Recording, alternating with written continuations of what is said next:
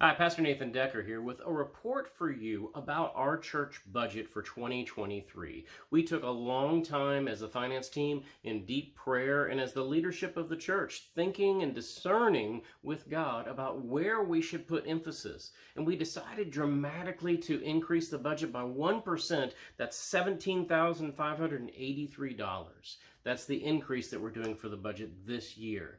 Of that increase, $11,000, actually over $11,000, are specifically geared towards discipleship, mission, family ministries, and going out into the community and making a big difference. Now, if you're like me, you sometimes want to look at the budget, all the figures and all the line-by-line things of that nature. But more than that, you want to know, when I give to God, when I give through my church, where is that going? What is that doing? Exactly how is that being a part of the vision and the inspiration that we've been talking about at Chester United Methodist Church all year long? How is it building community? We build community at Chester United Methodist Church. How is it going about that? Well, I've got a few stories I'd like to share with you.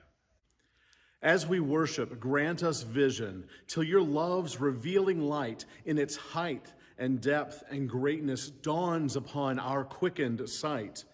Making known the needs and burdens your compassion bids us bear, stirring us to tireless striving your abundant life to share. I love the words of this hymn as we think about our church's vision for passionate worship. Each week we offer 3 unique worship experiences. It's an opportunity to invite folks inside these walls to encounter the God who we come to glorify together. And in this time, we are shaped by the Holy Spirit so that we go out in the community where we can build community, where we can share the love of God. Our passionate worship inspires and changes us as we glorify the one who created us. We can invite folks to our special concerts and programs that they might be inside these walls and experience radical hospitality as we offer the grace of Jesus Christ to each person who enters here. We build community by sharing this love of God, by sharing in this passionate worship in a corporate setting. We gather together, uniting our spirits in our mission and vision to serve God and to make disciples for Jesus Christ. Called by worship to your service, forth in your dear name we go, to the child, the youth, the aged, love in living deeds to show, hope and health, good will and comfort, counsel, aid, and peace we give, that your servants, Lord, in freedom may your mercy know and live. You know, the Holy Spirit comes and plants seeds in hearts whenever the Holy Spirit determines it's a good time, and whenever human hearts are open to receiving it, the seed of faith is planted. But the seed doesn't grow unless there's a chance for it to be nourished with sunshine and water. And that happens as we gather together with other disciples. That happens in small groups as we come together for study, for service, for fellowship. I think that wasn't any clearer than it was during COVID.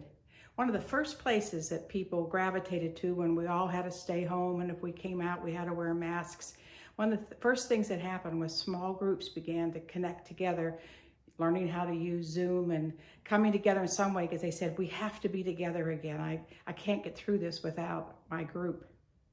And so there were all of those that came together. And then as COVID began to lift, the first people to come back were people who had been in those small groups of study and service and fellowship.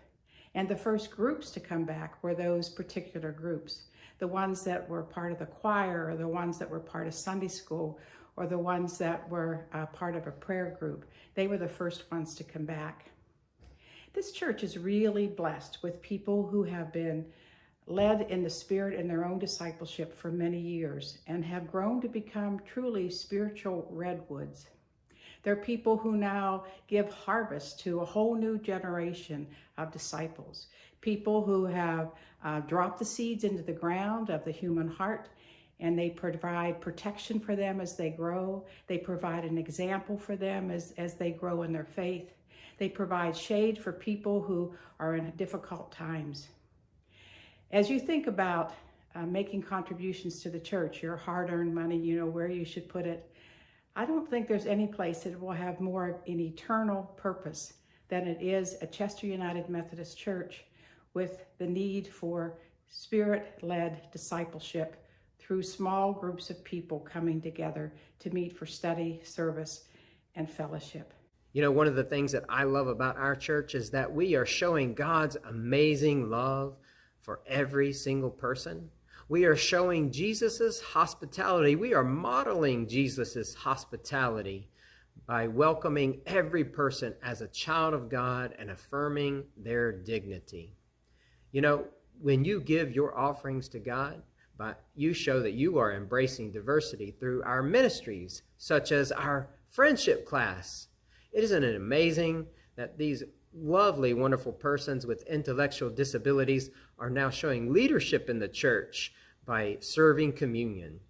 And then we have our Rest Stop ministries, which is when we get together with struggling high school teens and we help them with homework, and they also find a community of love and support.